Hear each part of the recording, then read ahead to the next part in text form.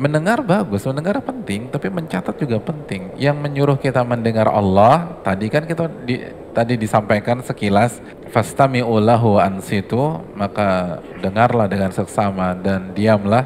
Allah dan Rasulnya yang memerintahkan kita mendengar dengan serius, juga memerintahkan kita mencatat. Jadi nggak ada kontradiksi, catat. Jadi sekali lagi ya, seperti tadi, saya lebih suka mendengar daripada membaca. Ini bagus, tetapi yang perlu kita paradigma yang perlu kita luruskan, saat kita mencatat, itu bukan berkaitan dengan like atau dislike. Bukan berkaitan dengan metode belajar kita semata. Apakah kita seorang audio visual atau kita seorang kinestetik. Tapi ini lebih kepada mengamalkan perintah Nabi Sallallahu Alaihi Wasallam. Kita catat itu salah satu upaya ketundukan. Bukan suka apa nggak suka, ketundukan, cari berkah di majelis. Karena semakin kita sesuai dengan tuntunan Nabi, kita semakin berkah. Dan para ulama mencatat, Imam Syafi'i minta mencatat. Hadirin tipe orang, ada yang audio, ada yang visual, ada yang kinestetik, kan bukan baru-baru ini aja. Klasifikasi itu kan untuk memetakan dan memapping gaya belajar orang dari zaman dulu sampai sekarang. Artinya di zaman Imam Syafi'i, zaman Imam Syafi'i, zaman Said bin Jubair, kan ada tipe orang kinestetik, ada tipikal audio, ada.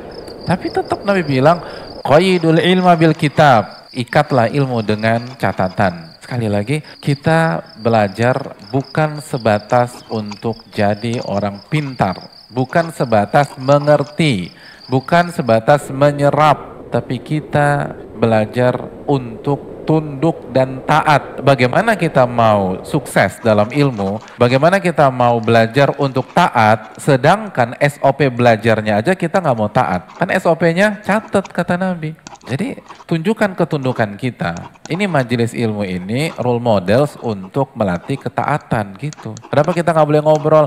Itu kalau kita nggak bisa memuliakan sunnah Nabi dan Al-Quran di rumah Allah, ini rumah Allah nih. Bagaimana mungkin kita bisa memuliakan firman Allah di luar sana? Nggak mungkin lah, nggak mungkin. Kalau ada orang kurang ajar sama presiden di istana presiden itu sendiri, mungkinkah dia akan menghormati presiden itu di luar istana? Kan nggak mungkin. Bisa dipahami nggak? Iya kan, nggak mungkin. Oh di istananya aja kurang ajar. Misalnya presiden di sebuah negeri gitu. Ini kan rumah Allah nih. Kita disuruh memuliakan. Dengan cara apa? Dengan cara diam. Lalu dengar seksama, hari ini mencatat. Kalau kita nggak bisa muliakan Allah, muliakan firman-Nya di rumahnya, ini rumah Allah Subhanahu Wa Taala. Gimana kita bisa muliakan di rumah kita? Ya nggak mungkin lah. Gimana kita bisa muliakan di rumah mertua kita? Ya lebih nggak mungkin. Ini core value atau inti nilai yang harus kita camkan, teman-teman dan jamaah sekalian. Itulah membuat para ulama sukses. Makanya seperti Al-Azharnuji dalam kitabnya Ta'lim Muta'alim mengatakan hanya dengan memuliakan dan menjaga marwah ilmu Anda akan sukses di dunia ilmu. Itu kata beliau. Menjaga marwah ilmu itu penting. Karena ini berkaitan dengan firman Allah, hadis Nabi SAW. Sa'id bin Musayyib, pakar fikih nomor 1 di tabi'in, itu lagi sakit, lagi berbaring ketika ditanya dan harus menyampaikan hadis Nabi, minta duduk, sakit-sakit. Saya menganggap kalau saya menyebutkan hadis Nabi sambil berbaring, kayaknya nggak pantas, nggak punya adab tuh. Itu yang membuat mereka sukses hadirin. Itu yang membuat Islam tuh kuat. Karena di dalam dada-dada umatnya dulu itu ada penghormatan, pengagungan, ada pemuliaan. Makanya nggak bisa diinjak-injak. Kalau kita cuman mengerti dari sisi menghafal, dari sisi mengetahui, dari sisi banyak baca, dari segi konten, dan tidak ada upaya untuk memuliakan atau tidak ada DNA memuliakan, nggak bisa. Ini hal yang penting. Sekali lagi, baik ketika sesi materi maupun sesi tanya jawab. Karena kan nih, ketika sesi tanya jawab, seorang ustadz ketika jawab pertanyaan, nyampein apa hadirin?